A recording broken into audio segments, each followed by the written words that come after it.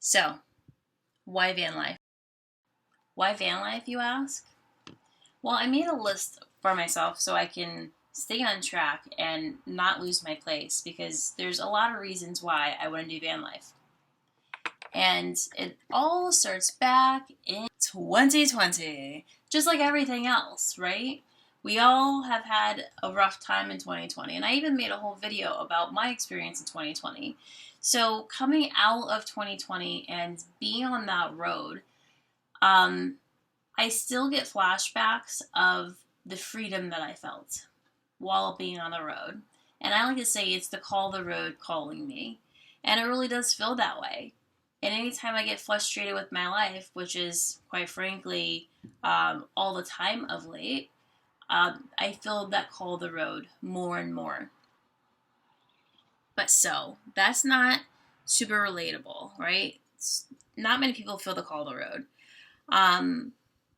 But there's actually a bigger story here. So let me break this down a little bit more. So because of my experiences in 2020, I decided that I needed to just kind of go into my own healing incubator and focus on me. And I took myself out of the light of the world. So I really wasn't in the public eye at all. And I'm okay with that because I did a lot of deep healing, a lot of deep introspection, and I feel like I went through a period of time where I was questioning, why am I on this planet? What do I really want to do? And these are all very deep, profound questions. The older we get, and we continue to ask ourselves these questions, I think it's very important. And I realized that I am not living the life that I want to live anymore. I've done all the things, right? I, went to college. I joined the military. I have built myself a career as a life coach and a yoga instructor and a guided meditation teacher. So I've done all these things. Now what?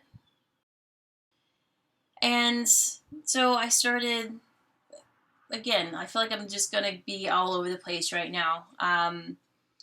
So in 2020, when I moved into my apartment, as soon as I got back in Florida, it was an empty apartment. And as I sat here many nights with no furniture, I was doing a lot of research into tiny houses. So I didn't think that I was going to move into a tiny house at all. I just thought they were cute. I was really intrigued by them. But the initial spark was lit in 2020 doing this research. And then fast forward 2021, and now I have like furniture and things are moving and grooving in my life. And 2021, I'm thinking, okay, I want to buy a house. Not the way the market's going. That's not going to happen. We're not going to buy a house. And then 2022, here we come.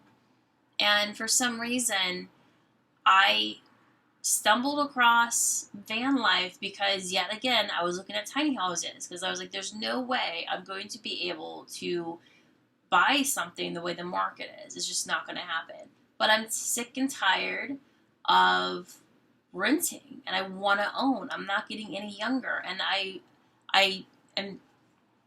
as a female, a lot of females do this. Not everyone.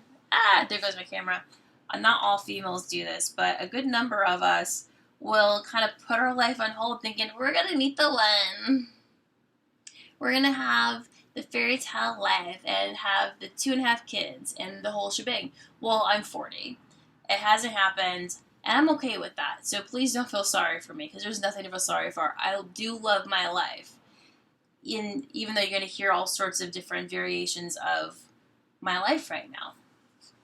And so 2022, I think it was either May or March, one of the M months this year, I started doing tons and tons of research into van life, thinking I was going to buy a 2023 Ram Pro Master in the 3500, right? And I continued to do more and more research, and I have decided I am doing van life. I pay way too much, almost $2,000 for 500 square feet. For what? Making somebody else wealthy while I continue to work harder and harder and harder every year to make more and more money to just survive. And I make good money. I make decent money. I shouldn't be just surviving as an entrepreneur. I should be really thriving. So I decided that I'm going to stop living my life on terms of what society says I should have. Instead, I'm going to take my life back. And I am taking my life back. I'm taking my power back. I am going to live life on my terms. As much as I love being a life coach, I've come to a point where I hate life coaching. What? You hate life coaching? Yes, because I put myself in a box. And I told myself, because different reasons, different factors, that you can't do this style coaching because the world says it's not okay. Well, I'm really tired of what the world is telling me to do. Instead, I'm going to listen to my gut, listen to my heart, and be the coach that I want to be. And guess what, world? I am an astrologer. I am a spiritual life coach. I'm a life coach. I also do executive coaching and positive psychology coaching. I do all kinds of things. I am a Reiki practitioner. I teach yoga. I teach guided meditation. I am a healer. What? This crazy lady saying some more weird things. Yes, it is time that I come out of the closets, in a sense, come out of hiding my light, my truth, my gifts, my talents, my skills, and stop hiding them from the world. I've done that for so many years. And it's easy to hide our light. It's easy to hide ourselves, right? And one way that I was able to hide myself was like, oh, well, I have all these contracts with other companies, and I can do this for them, and I can do this for them, and this for them. But what about me? I've come to a point where I no longer find joy in any of that. Not at all. Instead, I find myself getting angry, getting resentful. What? I'm a life coach, right? And what's so funny about being a life coach, the world thinks, this is hilarious to me, the world really thinks that life coaches should have their life together. But in reality, a lot of us come into this career field just like therapists because we feel a calling towards helping and serving for other people. And yes, our lives, we're human. We have things, bumps in the road. We have fears too. And we have to, as coaches, learn how to work through it and move through, pass around, whatever, with our own fears. So here I am punching fear in the face, you know? And that's from one of my favorite YouTubers when it comes to video. So, Sean Cannell, thank you for that one. And so what else? Let's see. So I want to, I wrote tired of waiting to live. I'm so sick and tired of waiting to live. I work and work and work, and then I don't do anything with my life. I'm just working.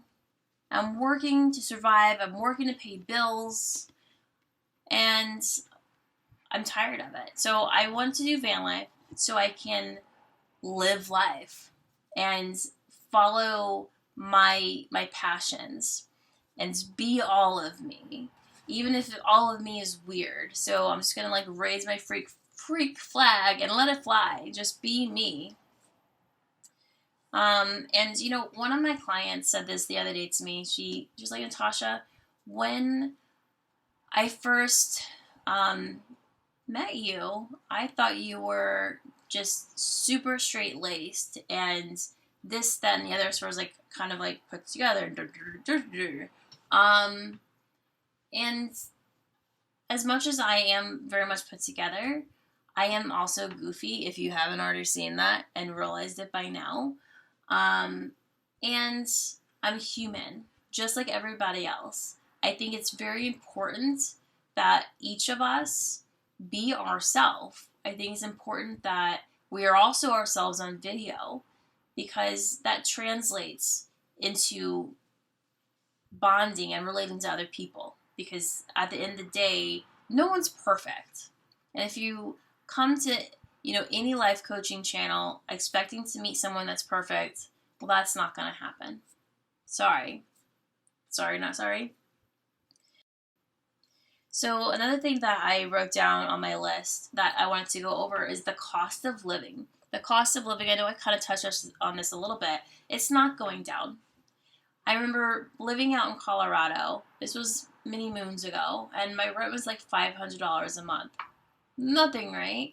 And before that, what really excites me to think back to Cheyenne, Wyoming, when I lived in Wyoming, and my cost of my rent was $250. Like, seriously, that's nothing.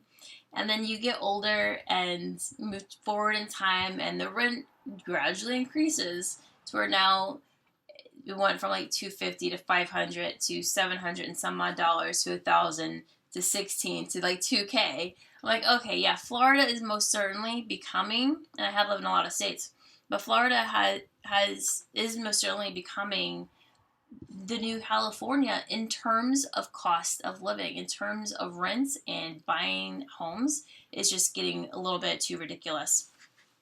And so when I think about the housing market and all the corporations buying up all these homes and all these corporations that own all these rental properties like the one I live in, and I think to myself, well, all of us were making all of these other people really, really wealthy, while the middle class is getting stretched out and is getting really pushed out of the middle class. And so part of me taking my power back is I'm buying a van.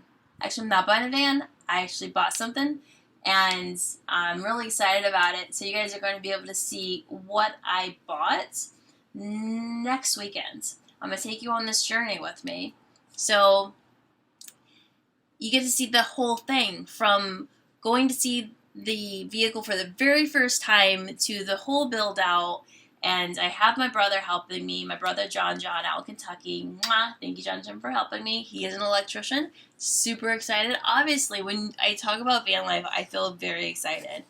And in one of my next videos, I will be talking about other things other than the van life. So van life won't be the only thing on this channel.